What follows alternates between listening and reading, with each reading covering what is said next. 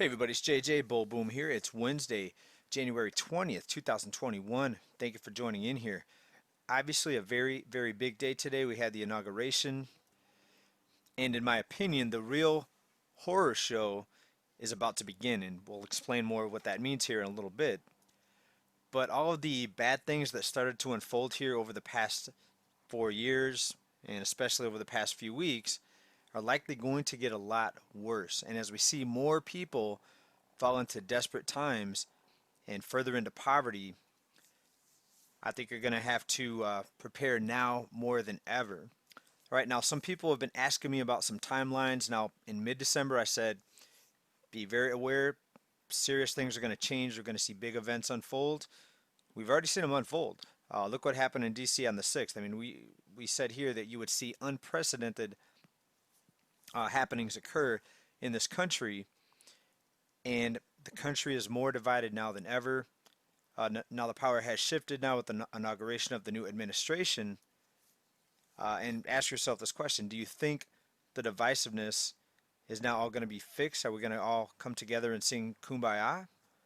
Or are all the people that are divided on this left-right paradigm going to get even crazier? Well, I think things are going to get crazier in many different ways, economically, politically, and we're going to talk about some of the other predictions that are out there and get into some other news on just the general well-being of Americans as we enter into this new paradigm.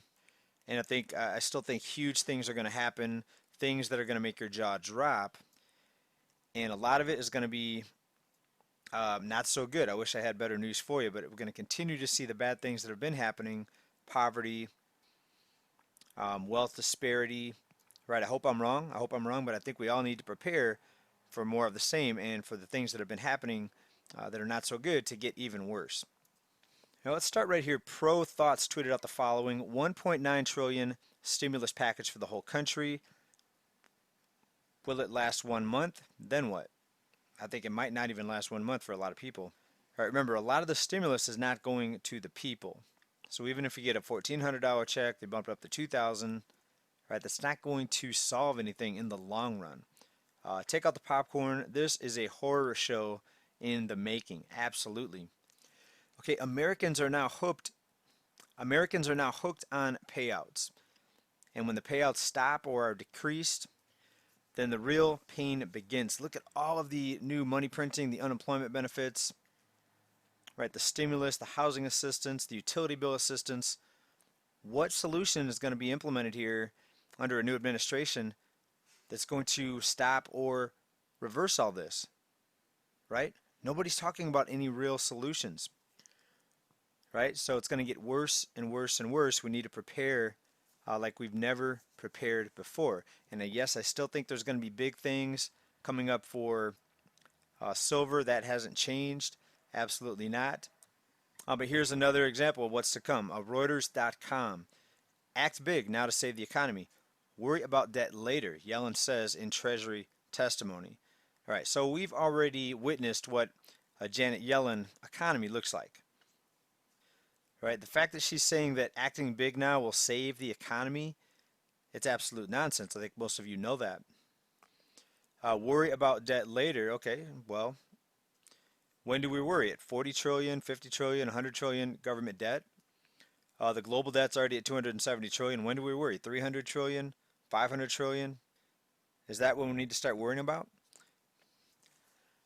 All right? It absolutely makes no sense, right? So worry about debt later. Right? Later was last week, and now let the horror show begin.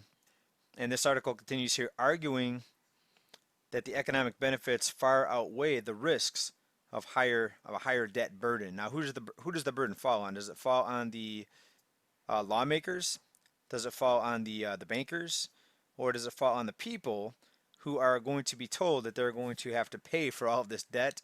Our kids, our grandkids, their kids and grandkids, right? So the debt slaves are about to get loaded up with more debt, more burden, and you're going to see a lot more of your freedoms being taken away. That are some of the forecasts.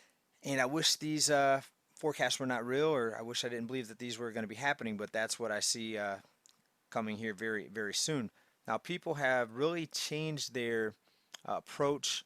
A lot of the population now is waking up and realizing what a system this is and how this economy can never really be fixed. You can paint over a house that's rotted with termites, right? But ultimately, the structure is failing.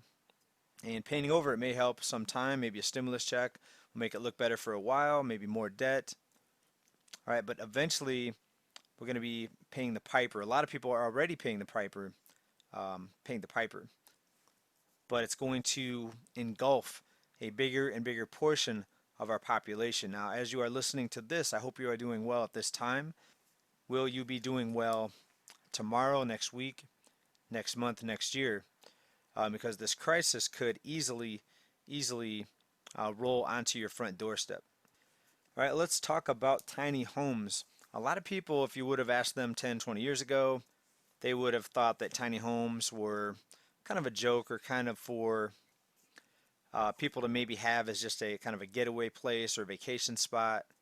But more and more people now would live in a tiny home as their primary residence, right? People are sick of the overhead. They're sick of the high cost of home ownership, taxes, repairs, maintenance, the skyrocketing cost of living, the high home prices.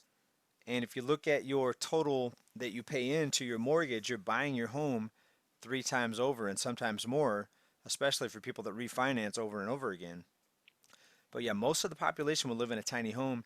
And when you narrow that survey down to a smaller segment, just the people that are first-time home buyers, 86% of the people would live in a tiny home.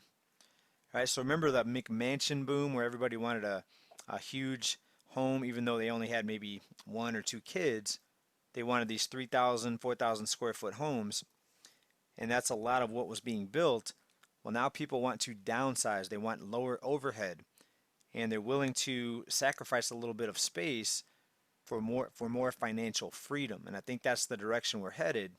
And I think we all need to walk lightly, consume as little as possible.